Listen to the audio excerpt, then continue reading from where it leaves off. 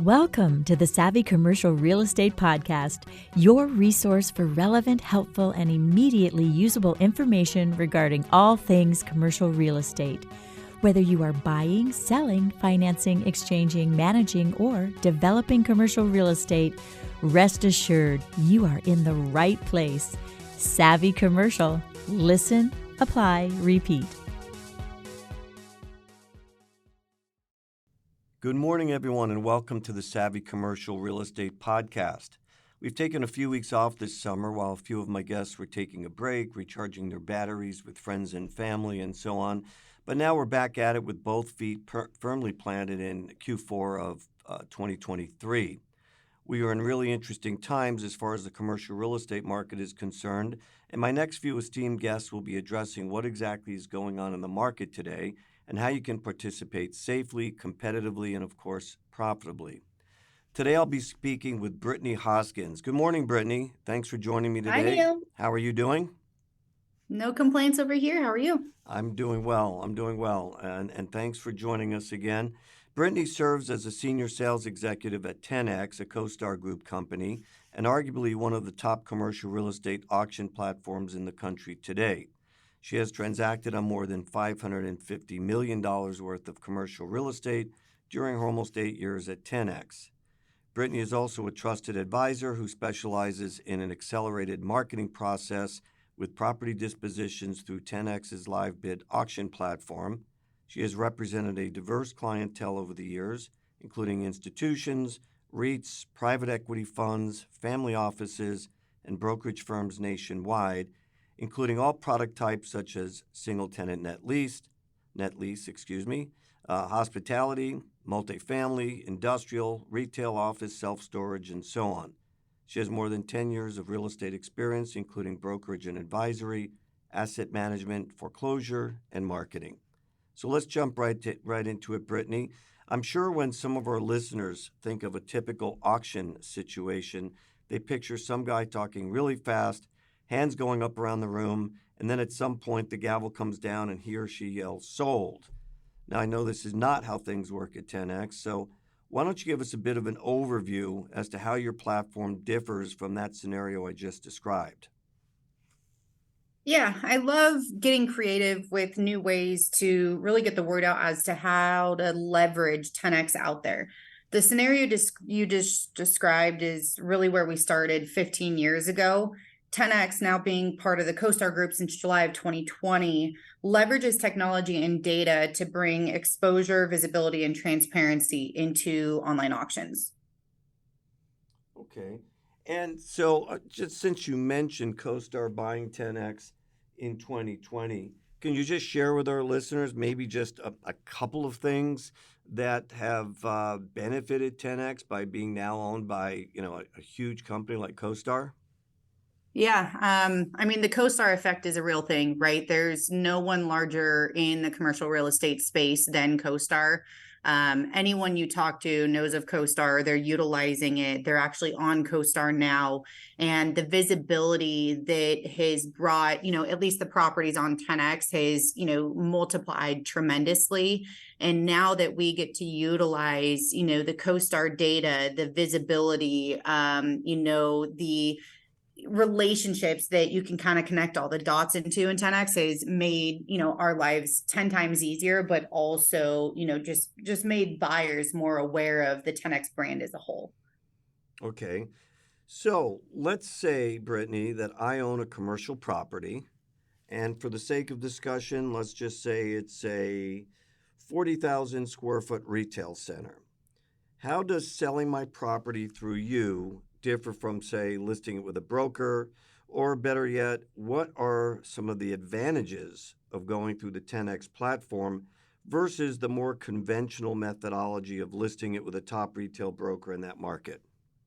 Well, first off, Neil, we require a third-party broker on every single transaction brought to the platform. We understand and really appreciate what brokers do best, and that's selling the real estate. You as a broker are still entitled to 100% of what is outlined in your listing agreement. The only time I would ever ask for any of what that looks like is date-wise, making sure you're covered through the auction event date. And then if there's a co-op being offered, we can extend that on the property page.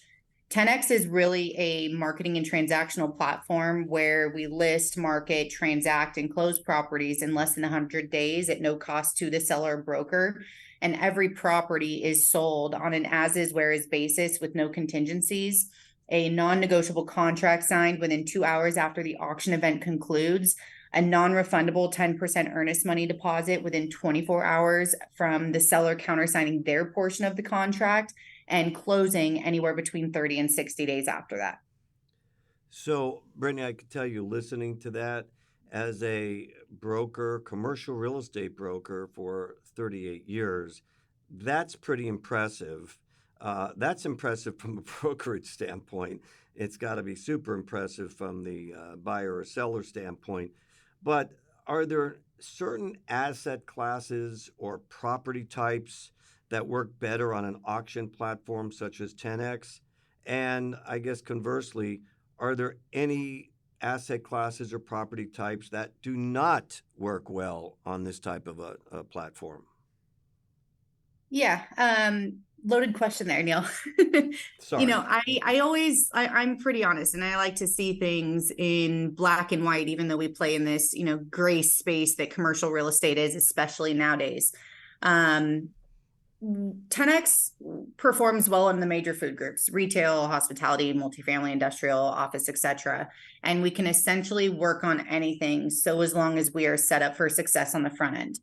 I would say the most difficult properties to maneuver through the platform and process are really redevelopment plays and land deals, because the typical buyers for those kinds of properties usually need the timing, the contingencies to go back to the city, county, et cetera, to make sure they get their zoning permits, approvals. And the platform essentially takes away that control from the buyers due to the as-is, where-is, non-contingent nature of the auction. We still get them done, but sellers have to be even more realistic since the buyers are taking on all the risk. 71% of our sellers this year have adjusted their reserves to meet the market. This provides that sellers and brokers are changing with the current environment, but buyers also need to get vetted before they participate in the auction by registering, showing proof of funds, things of that nature. The most important, aspect outside of the broker understanding the buyer pool is demonstrating the buyer's financial ability to perform under auction terms and conditions. And the average proof of funds per bidder this year has been about 5.5 million. And that amount that they provide is actually what sets their bidding limit, plus a buffer of 10%. This provides brokers like you, Neil, and sellers with liquidity in a market where capital sources continue to decline. So, not every seller, not every property is a fit for the platform, but that's, my job, or someone like me, to work hand in hand with you guys to determine the ones that are, and also making sure we're set up for success from on the front end. Got it. So, Brittany, I heard you say earlier that you're closing deals in less than 100 days. I'm paraphrasing. But in a typical situation with the 10X platform, how long does it usually take from the time the owner signs up with you? Let's just say they signed up, November 1st, right? The first of the month, to make this easier. How long does it take from November 1st until the property goes to auction and sells? Yeah. So right now we are currently signing up properties for 2024 auctions. So using the example you provided, November 1st, we would be in a January auction, which is about the middle of the month. So we would work together for about 10 days to, get all the media taken and scheduled: interiors, exteriors, drone photography, Matterport footage. We will collect every single piece of due diligence that the owner has that you've helped provide or created, such as your offering memorandum. And then we create what we call a, listing display page, which shows all the highlights, the description, your contact information, making sure we're accurately depicting the property in the manner in which we want it to be received by the market. As soon as we all say, hey, this is good to go, we approve, all due diligence is there, we market the property for about 45 days leading up to the auction. That's why this auction is in January. The marketing period is essentially the buyer's due diligence period. So that's why we have them load all that due diligence. The buyers sign a CA to get access to it. And then once the auction starts in January, It's open for 48 hours. Usually starts on a Monday, ends on a Wednesday. Sometimes they'll start on a Tuesday, ending on a Thursday, depending on holiday schedules, number of assets in that given event, et cetera. But as far as, the closing process of it, right, a majority of our properties are signed up and closed in less than 100 days. Hospitality closings are naturally a 45-day closing, and some properties are offered with an extension option to extend closing for additional earnest money put up. Okay, so I want to stick with the 60 days just for a second. Yep. It's year end, Thanksgiving's coming up, Christmas, New Year's, etc. I'm sure I missed a holiday or two in there. So I get that. You sign up on November 1st, you've got 60 days till January 1st. But what if I change the question? What if it's after the holidays and the seller signs up on March 1st? Is it always going to be 60 days regardless of what time of year it is? Or is that typical, I should say? Yeah, no, that's typical in our world, because we want each property goes through essentially the same marketing process and gets the same marketing on it. Okay. So week 1, right, we're gearing up all the print mail, we're putting together to the digital mediums. Week 3, all that stuff's going to start hitting mailboxes, email boxes, doorsteps, whatever it may be. We want to ensure that we give each property the same love and attention to make sure we're bringing the biggest buyer pool for them to still have time to underwrite the deal, get comfortable with it, tour the property if need be, in order to actually become comfortable to participate in the auction event. Okay, understood. So the 60 days is a fairly standard situation. So I've heard of other auctions. I get stuff across my desk all the time. I've heard of other auctions. I see the words absolute auction. I see reserve price. I'm not sure what all of that means. I mean, I have an idea, but maybe you can explain the difference between absolute auction, reserve price, and is that how 10X works, or is it different with 10X? Yeah, no, it's a good question. Both are actually seen on the 10X platform. Most of our properties have a minimum price protected reserve in which 10X ownership and a broker like yourself all need to agree upon before moving forward. We always vet out properties before bringing them on to ensure that 10X as a whole believes we can bring a market for those properties. We compare, the subject property to like-kind properties we've sold on the platform, deals we fell short of selling, the broker's current opinion of value, and comps that are trading traditionally. We then come back to y'all with a range of where we believe we can bring a competitive market and set the reserve in that range to ensure success in the auction. The reserve price is never given to the market. The only price they see during the marketing period, which is also the buyer's due diligence period, as I mentioned to you, is the starting bid. That's where the auction starts, and that's set anywhere between 20 and 40% of what the reserve price is. Absolute auctions, on the other hand, are a viable solution for many clients as well. And what an absolute auction is setting the reserve at $1, and it will sell for whatever the market bids to or the highest bidder. They also allow all buyers at every price to participate at their number, but also allows you as a broker to speak about pricing as you're normally used to. So you could have the, auction start at $1, and you have a buyer that says, hey, I'll throw my hat in the ring. I'll bid 15 grand. Great. It allows that guy to come in. It allows the developer that's really willing to pay, 100 grand, 300 grand, whatever they think it's worth. And what that also shows in the auction is reserve is met. You've been outbid for, $5 grand, 2,500, and it allows these buyers to continue going until, they reach their cap or what they're willing to pay for it. Okay, understood.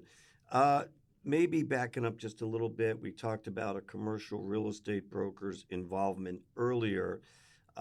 So are commercial real estate brokers always involved, or are there going to be certain auctions where the seller, let's just say, came to you, didn't have a broker in tow, and wants to sell a property? How does that work?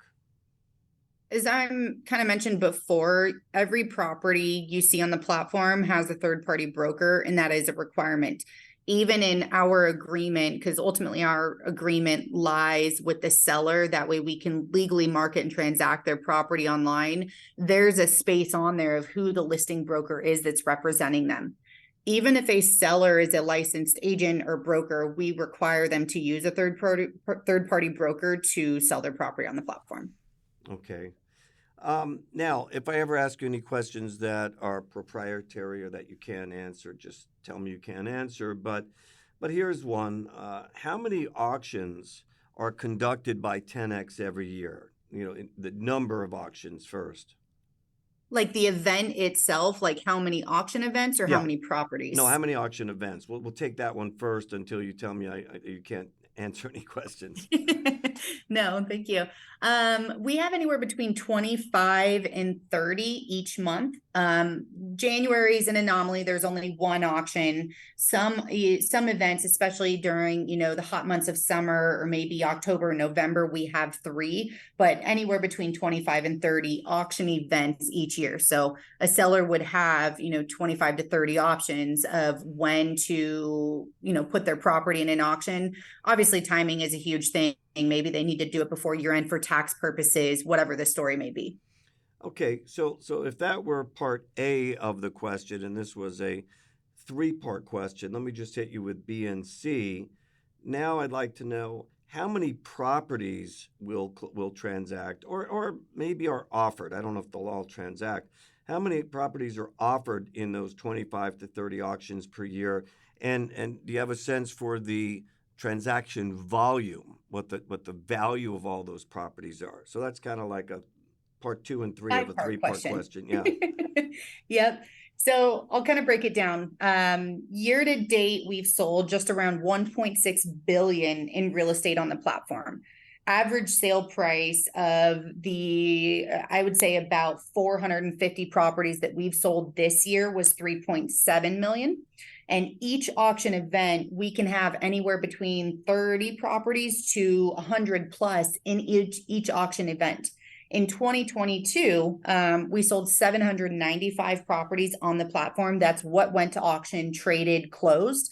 Year to date, like we're around 450, as I mentioned, but we still have a few auction events left to actually go to auction remaining in 2023. Okay, good.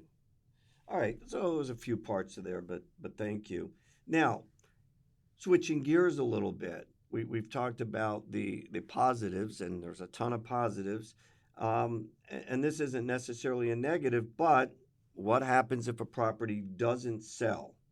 Okay, I'm sure that happens every once in a while.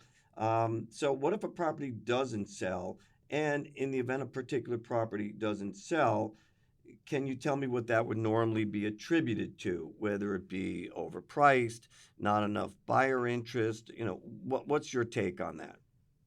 This happens, and any other auction house that tells you it doesn't happen, you should definitely poke a lot more questions. What I would say is, especially with, my experience being here for almost 8 years, is mostly it's because there's a pricing discrepancy between what the market is willing to pay or what they think it's worth and the seller's pricing expectations or needs. 10X is really focused on bringing properties we believe will be successful in finding buyers and making a market, especially during auction day. We can bring properties where no one shows up to the auction. There's a lot of psychology when it comes to the actual buyer's participation in an auction. Many want to see that the reserve has been met before they bid. They want to ensure that it is selling before they throw their hat in the ring. Some bid early and often. Some will, register and never participate at all. There's been an average of 11% of sellers year to date, which demonstrates the needs for sellers to, be flexible on an all cash, non-contingent offers in today's environment. And we also have a good track record of signing up properties after the auction as well. Many sellers, regret not taking an offer in the auction and go back to the buyer, after it. Let's say, they have a reserve of $4 million and maybe they tell me, hey, Britt, we have a reasonable amount of flexibility. We'll do a deal around 3.7, 3.75.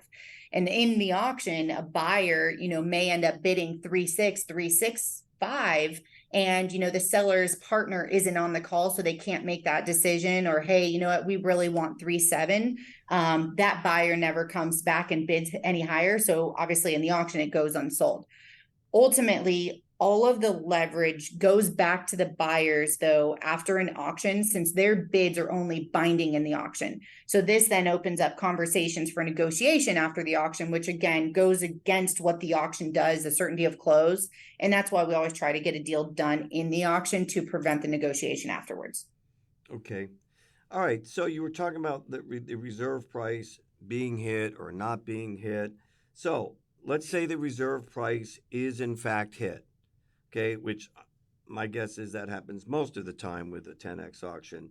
From the point that reserve is hit, and I'm assuming the sale is over in this case, and a buyer got the deal.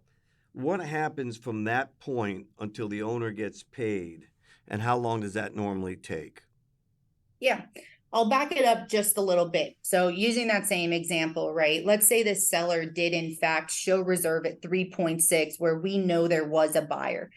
Once the reserve price has been met in the auction, all other bidders can see that one, pricing expectations have been achieved, and this deal is absolutely selling today. And it's the next person's property to lose, whether it's for another 100 grand, 50 grand, whatever the increments are at that point in time. So sometimes these buyers will compete, and this next buyer comes back in at 3.65. The guy who bid 3.6 now is at 3.7. So ultimately, the seller has to be comfortable taking whatever offer they show reserve met at, because it's selling at that point. Once the property sells, let's say the auction ends, it hit zero, shows sold. The buyer has 2 hours to electronically sign the non-negotiable purchase and sale agreement, which was made available to them as part of the document package before the auction event. As soon as they sign, it's routed to the seller for their counter signature, and that's what starts the buyer's 24-hour clock to fund the non-refundable 10% earnest money deposit. Closings are usually 30 days, but could be longer, as I mentioned earlier, if there were any extension options made available to the buyer. And once the earnest money has been received by escrow, it's a normal closing process with an escrow company. Okay, understood. I'd like to ask you about the costs of holding this sort of an auction. As I see it, unless you correct me, there are 3 parties to every auction: the property owner, the successful bidder, and 10X. Everybody's got some sort of a cost. Could you talk a little bit about the costs? What does the seller have to pay? What does the successful bidder or buyer have to pay? And what about things like third-party reports you mentioned earlier? I mean, who's paying for all of this? Let me start off by saying we don't require any payment or subscription from the seller or the broker upfront. 10X will only get paid when the broker gets paid, and that's actually when the deal closes. 10X will front load the cost of a phase 1 report, property condition assessment, and title work for the seller for properties with a reserve above $650,000. We would then seek reimbursement of the phase 1 and property condition report from the seller if the property sells. If it doesn't sell, we eat that cost, y'all keep the reports. Ultimately, seller pays the broker's commission, whatever you guys have outlined there, reimbursement of the third-party reports and their portion of the title and escrow fees. Buyer pays our fee and their portion of title and escrow fees. 10X is paid on top of the buyer's bid amount, plus the buyers pay our fee on top of their bid amount, and it's on a sliding structure. Anything under $1 million, we get 5%. 1 to 3 million, 3%, and that fee continuously goes down as the price of the property goes up. For example, a buyer bids $4 million, they're paying a 2.5% transaction fee on top of that, or $100,000, to create their total purchase price of 4.1. Okay. I want to just back up again, because the more I'm sitting here thinking about CoStar buying your company years ago, I'm thinking about some of the marketing you were talking about. CoStar is this gigantic company. They have access to the buyers and sellers of I don't know, thousands of properties currently and over the years. So I would imagine that if 10X is holding an auction, that some of those property owners, buyers, sellers, et cetera, that have been tracked by CoStar over the years are being made aware of this auction, right? They're getting the marketing materials or what have you. I mean, is that a safe assumption? Yeah, I mean, the marketing is a huge piece to what we do. One of our value props is exposure, and all of the marketing kind of slides in under that value prop. We market in four ways. You've got the digital mediums, the third-party vendors, making sure we put it in front of their databases. We've got the 10X, CoStar, LoopNet databases, as well as actual print material that still hits people's, mailboxes, desks, whatever it may be. A few of the big highlights, right? And this you'll be able to resonate with this, Neil, is 10X upgrades every single listing to diamond level listings on LoopNet and CoStar free of cost and subscription. As you know, that's the highest level ad placement that LoopNet has to offer, where let's say you search, you go on CoStar and you search Arizona for sale, those listings on 10X would go to the very top. That includes the media package, so the interiors, exteriors, drone photography, Matterport footage. And then with the diamond level listing, you also get access to the listing performance report and then all the data that 10X adds on top of it. So how many page views, companies that are looking, where people are coming from around the world, taking a look at the 10X page, as well as obviously all the leads that 10X provides to you once the potential lead buyer, broker, buyer signs that CA to have access to all the due diligence material. Got it. So Brittany, pretend for a moment that, step outside of 10X if you can, and now you're the owner of the property. Can you give me several reasons why that owner should sell the property through 10X instead of, more conventional route, listed with a broker, et cetera? I may be a little biased here, Neil, That's but okay. if I were a property owner or even a broker recommending transaction solutions to my client, right? The biggest things would be one, the speed of the transaction.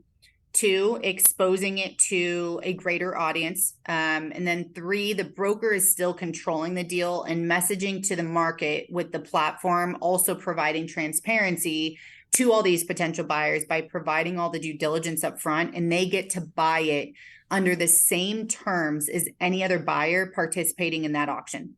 So again, if I'm, just a Joe Schmo, it's my first investment, or, I'm a doctor and I get to buy it under the same terms as any other buyer that's participating in that auction.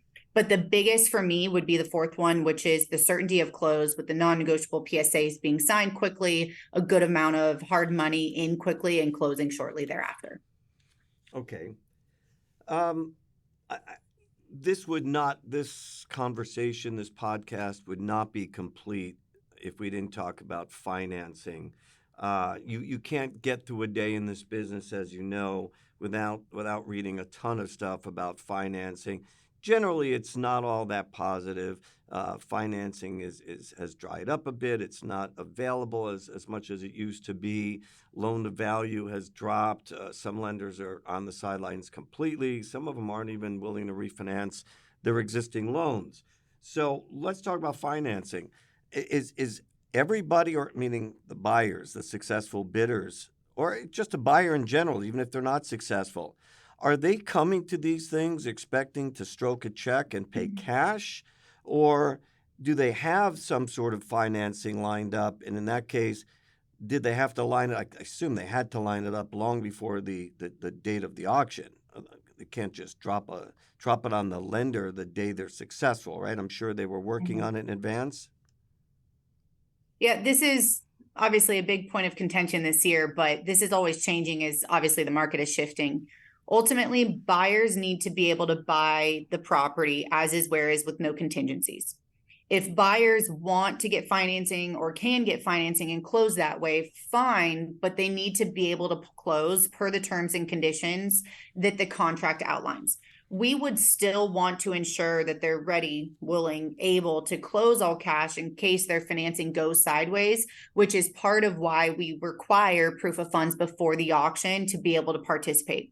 And it's got to be in the form of liquidity, right? So bank statements, standby line of credit, brokerage account statements, 1031 funds, etc. A financing letter, commitment, pre-approval would not be added to their amount of proof of funds because obviously it's contingent upon something.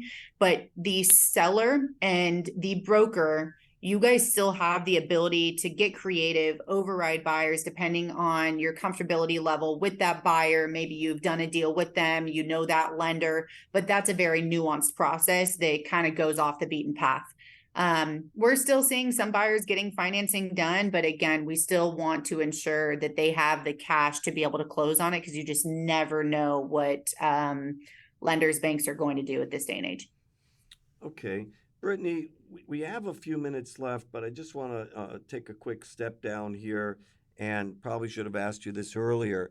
For anyone who wants to contact you, can I get a phone number and an email address for you? Yeah, appreciate that. My phone number, and this is my direct cell, is 949-632-6977.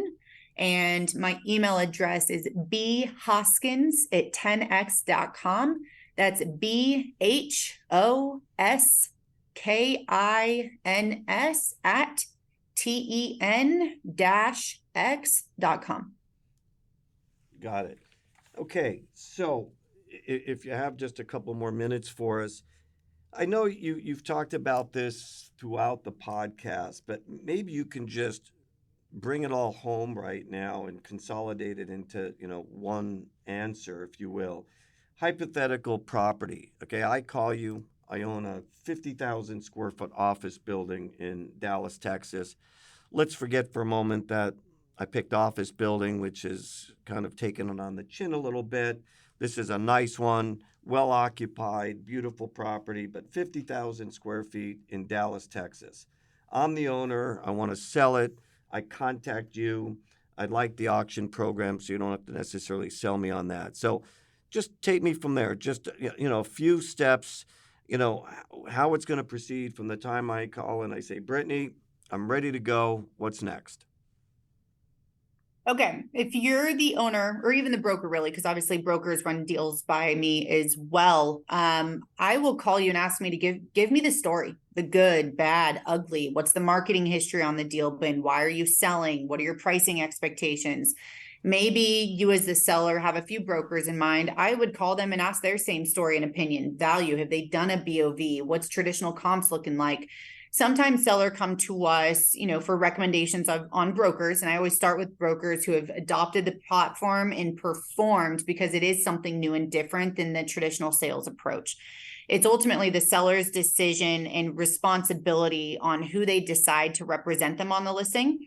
Once I get the story, then I ask for initial set of due diligence. So taking it a step further, right? Let's assume this 50,000 square foot office building is 50% occupied with 10 different tenants. I'd request a current rent roll, year-to-date P&L, last 2 years P&L, copy of any leases of if any of the tenants occupy more than 30% of the space, an AR report if any of the tenants are behind on rents, dues, etc. The list of due diligence can go really on and on depending on the deal specifics, dirty environmental, where they got a phase 2 and there's remediation plan in place that would obviously affect the new buyer. Triple net leases, I would want to see tenant financials if it's not a publicly traded company to see the strength of those tenants. Once I get that due diligence, I essentially run it by my asset strategy team, and they really help formulate where we believe 10X can bring a market, right? Now, let's say the seller's chosen a broker. They've done their BOV. We take that into account. And once we get the pricing feedback, I like to get on a call with everyone, the broker, the seller, any partners, transaction managers, whomever it may be, to really show the process and the platform in its entirety, how the auction works, sample documents, share pricing feedback, and what next steps look like. So I pride myself in, being honest and transparent and not here to waste, the broker's time, the client's time, but it's especially my own time if we don't think we can be successful on auction day. Okay. Brittany, going back to the broker one last time, because obviously as a broker, I find that intriguing. I'm thinking another benefit to the owner, aside from, benefiting from CoStar's, huge marketing platform over many, many years. I'm thinking of maybe a benefit of working with the broker, and that is the broker is going to be doing things that the owner's not going to do. I mean, they're going to be calling all these people. I'm imagining all these people who have signed up to bid. Um, the broker can give them a call and talk to them about the property, and even if the property doesn't sell on the day of the auction, I'm guessing the broker can still call these people, especially the ones that were actively competing, right? And see if a deal can be made. I mean, I'm assuming that, but you could tell me if that actually happens in real life. Just like you, Neil, I like to do deals with people I like and trust, right? And it is my expectation, and I believe really 10X's expectation, that the broker call every single person that signs a confidentiality agreement. Now, the list of people that sign a confidentiality agreement, some of these people may be familiar to the broker. They may be some of their great clients, but many of these people are also going to be someone they've never heard of. And it's their opportunity to build a relationship with them, right? Hey, I'm Neil Sherman and saw you taking a look at, this Dallas office. What can I help you with? Are you interested? Any questions? No, after reviewing, we found out it wasn't for us. Okay, well, find out why. That's good feedback for the seller. Maybe take it a step further. Ask what they're looking for. Are they in a 1031? Are they looking for something similar? Are they looking to sell something similar? Ultimately, all of these leads that pop up in that list are yours to keep. So build that relationship, add them to your book of business. I once worked with someone where, they brought a property on the platform and went to auction, and ultimately it didn't end up meeting the reserve and the seller wasn't flexible. But the broker built such a great relationship with one of these people, one of these potential buyers, that he was actually able to plug that buyer into 2 more deals that he had that weren't part of 10X. So afterwards, he's like, yeah, I wish that buyer would have bid more. The seller was more realistic. But he's like, look, this process was awesome because I brought one property and I ended up selling 2 different properties with one of the buyers that you were able to procure through the marketing. So when I tell people, like, 10X is a tool, it's a marketing and transaction solution. And there's so many different ways to leverage the platform, that, it's really just another opportunity for you guys to utilize this in your everyday, business affairs. All right, so the seller, I almost said buyer, I meant to say the seller, the property owner, is going to sign some paperwork with 10X to get their property on the platform. And I'm going to assume that somewhere in that paperwork is either a tail period or a protection period or something like that. How often do you run into a situation where a property doesn't transact during the auction, but it happens after the auction with one of the bidders? So the broker follows up with them. They were interested. They just couldn't get to that last, price or whatever. And so the broker contacts them and they say, well, I'm a buyer at X. So a deal can still happen. And of course, everybody gets paid, including the broker, 10X, and so on. How often does that happen? I If would have ever. to really go back and get you a good percentage, but I'll tell you this, that we had an auction, not this last week, but the week before. And no, last week. It happened last week. We had an auction, last week. And we had a buyer that saw it kind of too close to the auction to where they weren't able to go out, drive it, touch it, feel it. And there's still some buyers out there that want to do that. And we signed up the property after the auction. And they signed our contract. They agreed to, a price. The seller was okay with that. And now they're non-refundable for 10%. And we should be closing in about 30 days. So it's a real thing, but deals are never over until they're over. And the good brokers, will continue following up with buyers, even if the auction is unsuccessful. So the bottom line is 10X, for all intents and purposes, was the procuring cause. The deal might not have sold had it not been for 10X and 10X's efforts and the exposure that 10X got for the property and the number of people that saw it. So it's a good thing. If it sells the day of the auction, I'm sure that's better.